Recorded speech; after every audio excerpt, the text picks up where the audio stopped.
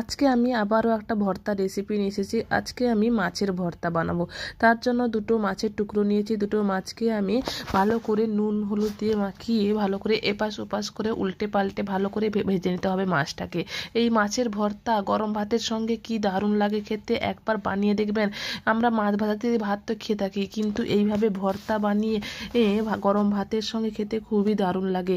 মাছগুলোকে আমি নুন হলুদ মাখিয়েছিলাম, আর অল্প পরিমাণ নুন দিয়েছি, কারণ পরে আমি লবণটা ব্যবহার করব, তাই অল্প নুন দিয়ে এটাকে মাছটাকে ভেজে নিয়েছি। মাছটা ভাজা হয়ে গেছে, মাছটাকে আমি তুলে এক সাইডে রেখে দেবো। এরপর এখানে ভেজে নেব পেঁয়াজ কুচি। পেঁয়াজটাকে একটু নাড়াচাড়া করে ভেজে নেব। আমি একটা বড় সাইজের পেঁয়াজ এখানে ব্যবহার করেছি। পেঁয়াজটা একটু যখন ভাজা হয়ে আসবে তখন এখানটায় দিয়ে দেবো রসুন। 6 থেকে 7 কোয়া মতন রসুন নিয়েছি এখানটায় আমি। এই মাছের ভর্তা রেসিপিতে বা যে কোনো ভর্তা রেসিপিতে রসুনের ফ্লেভারটা খুব ভালো লাগে। রসুন দিয়ে ভর্তা বানালে খেতে খুবই ভালো লাগে। রসুনটা দেওয়ার পর আমি এখানে দুটো শুকনো লঙ্কা ব্যবহার করেছি। এরপর সব কিছু ভালো করে ভেজে তুলে নেব।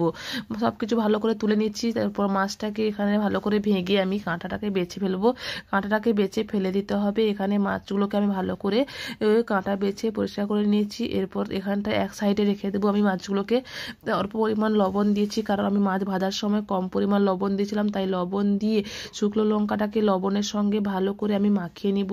শুকনো লঙ্কাটাকে লবণের সঙ্গে ভালো করে মাখিয়ে নেওয়ার পর এখানটায় দিয়ে দিব আমি পেঁয়াজ আর রসুন যে ভেজে রেখেছিলাম সেটাকে দিয়ে দেবো এখানটায়।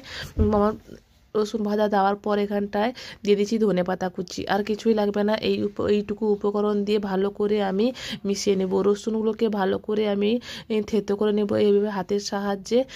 কোনো কিছু বাটা ছাড়াই এইভাবে মাছের ভর্তা বানিয়ে দেখবেন, খুবই টেস্টি লাগে। একবার আমি যেভাবে বলছি সেভাবে বানিয়ে দেখবেন, আমি আশা করছি আপনাদের ভালো লাগবে। আর ভিডিওটা যদি ভালো লাগে আপনাদের লাইক শেয়ার করে দেবেন, আর আমার চ্যানেলে প্রথমবার থাকলে সাবস্ক্রাইব করে দেবেন। Thank you for watching my video.